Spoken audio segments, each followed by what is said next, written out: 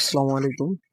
আমরা জানি কৃষির মূল নিয়ামক শক্তি হচ্ছে কৃষক। এবার আল্লাহর রহমতে খুব ভালো ফলন হয়েছে। কিছুদিন আগের বৃষ্টিতে কৃষকের কিছু ক্ষতি হলেও আল্লাহর রহমতে বেশি কিছু ক্ষতি হয়নি। এখন কৃষকেরা ধান কাটতেছে। যারা ধান কাটতেছে আমরা তাদের কাছে একটু সাক্ষাৎকার নিই। মামা, আপনি কেমন আছেন? আলহামদুলিল্লাহ, আল্লাহ ভালোই রাখছে। মামা, আপনারা যে এই কাজ করতেছেন, আপনারা কি চুক্তি করতেছেন না হাজিরা? এগুলা আমাদের দিন হাজিরা। আপনাদের মজুরি কত মামা? 600 টাকা। আর খোরাকি তো মানে 50 টাকা নাস্তা খাওয়ার জন্য দেয়, 650 টাকা। 650 টাকা।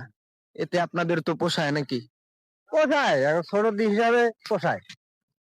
এবার ধানের ফলন কিরকম হয়েছে? না, এবার আল্লাহর বাম্পার ফলন হয়েছে।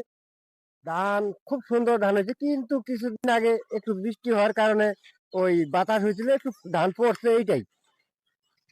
চাচা, আপনি কেমন আছেন? তো ভালো। চাচা, আপনি এই বয়সে ধান কাটতেছেন, আপনি কি বিয়ে শাদী করছেন নাকি? না, বিয়ে শাদী করি নাই, সাংসারিক চাপে আমাকে করতে হইতেছে, ধান কাটতে হইতেছে। আপনার যে বয়স, এই বয়স অনুযায়ী আপনি ঢাকা খাটবেন, ভালো আছে এই রোদে আপনি ধান কাটতেছেন। কি করবো, ঢাকা ভালো লাগে না, এই জায়গায় এই কাজ করি গ্রামে। না, ভালো। যদি আপনারা না থাকেন তাহলে কৃষকরা বাঁচবে কিভাবে? ওইটাই।